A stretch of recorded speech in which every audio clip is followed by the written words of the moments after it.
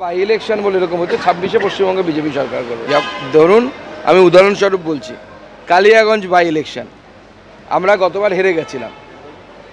গতবার যখন by election হয়েছিল লোকসভা জেতার পর, কালিয়াগঞ্জ বাই ইলেকশন 19-এর লোকসভা জেতার পর কালিয়াগঞ্জ বাই ইলেকশন আমরা হেরে গেছিলাম। 21-এর কালিয়াগঞ্জ আমরা জিতেছি, বিপুল ভোটে জিতেছি, ক্যান্ডিডেট নিয়ে ডিসেন্ট থাকার পরেও জিতেছি। আবার 24-এ আমরা লোকসভাতে জিতলাম, আবার 26-এ বিধানসভাতে জিতবো। বাই ইলেকশন আর নর্মাল ইলেকশনের রেজাল্টের মধ্যে মেলে। অর্থাৎ কিছুটা হলেও আশাবাদী এখনো বিজেপির বর্তমান রাজ্য সভাপতি যে 26-এ কিন্তু ফলাফল সম্পূর্ণ অন্য হতে চলেছে।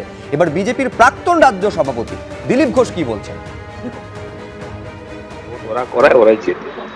আর সিতাইয়ের আগে দিনহাটারও উপনির্বাচন হয়েছিল, দেখে নিন 90% ভোট ওরাই পায়, মানে ভোট করতে যায় না। সিতাইতে আমি এবারেও প্রচার করতে গেছিলাম গ্রামে, লোক অন্য কথা শুনছে না, ওরা বলছে ভোট দিতে বেরোবো কিনা বাড়ি থেকে, ভোট দিতে পারবো কিনা।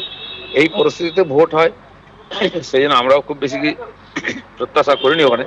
আর রেজাল্ট সেদিকে গেছে, একচেটিয়া ভোট করায় ওরা। আনএক্সপেক্টেড কিছু না, এটাই ছিল হওয়ার, আমরা যেটা জানতাম সেটাই হয়েছে। মানে আপনারা জানতেন যে 6টাতেই হারবেন? হ্যাঁ, জেতার কোনো চান্স আমি তো কমপক্ষে জানতাম, বাকিরা কে কি বলে, আমি তো প্রচার করেছি, গেছি, পরিস্থিতি দেখেছি। হ্যাঁ, কম বেশি হতে পারে ভোট ইত্যাদি, সেটা হয়েছে। কোথাও বেশি ভোটের ডিফারেন্স, বিশেষ করে হাড়োয়া আর সিতাই, সেখানে তো ভোট ওরা করাবে, ওরা যত ইচ্ছা জিতবে, যত ইচ্ছা করবে, কত পার্সেন্ট হবে তারা ঠিক করবে। তালডাংরা মনে হয়েছিল আমার একটু ভালো হবে, আর যেটা জিতেছিলাম আমরা মাদারিহাট, সেটাতেও লড়াই হবে আমি ভেবেছিলাম।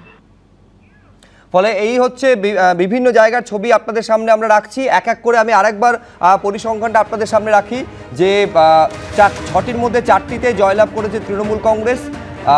নৈহাটিতে 49,193 ভোটে জয়ী, সিতাইতে 1,30,156 ভোটে জয়ী, হাড়োয়াতে 1,31,388 ভোটে জয়ী, মাদারিহাটে 30,309 ভোটে জয়ী, মেদিনীপুরে 14 রাউন্ডের গণনা শেষে 31,400 ভোটে এগিয়ে তৃণমূল, তালডাংরায় 7ম রাউন্ডের গণনা শেষে 23,000-এর বেশি ভোটে এগিয়ে রয়েছে তৃণমূল কংগ্রেস।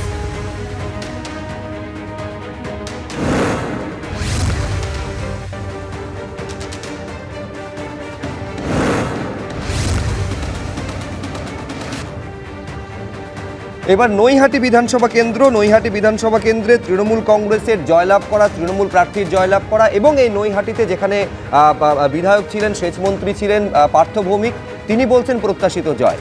কিন্তু ব্যারাকপুরের প্রাক্তন সাংসদ অর্জুন সিং এই নৈহাটি এবং সামগ্রিকভাবে 6টি বিধানসভা কেন্দ্রের ফলাফল নিয়ে তিনি কি বলছেন একবার দেখুন। ইলেকশন কমিশন যে এসওপি তৈরি করেছে সেই এসওপিটাই ভুল আছে, যেখানে প্রিজাইডিং অফিসার সেম বিধানসভা, পুলিং এজেন্ট সেম বিধানসভা। যতক্ষণ এই এসওপি বাংলায় চেঞ্জ হবে না ততক্ষণ কিন্তু হবে না, ঠিক হবে না। পশ্চিম বাংলা 6 বছর ধরে ইলেকশন কমিশনে বসে আছে, 6 ইয়ার, ওকে সরাচ্ছে না। লোকাল লোক কোনো presiding officer first pulling, second pulling, third pulling থাকতে পারবে না।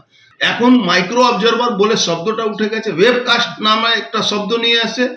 আপনারা দেখেছিলেন মানিকতলা ইলেকশনে আমি প্রমাণ করে দিয়েছিলাম কি ওয়েবকাস্টের নামে প্রহসন হচ্ছে, একটাই লোকই ভোট দিচ্ছে, ওর চোখে পড়ছে না যে ওখানে বসে আছে ইলেকশন কমিশনের লোক।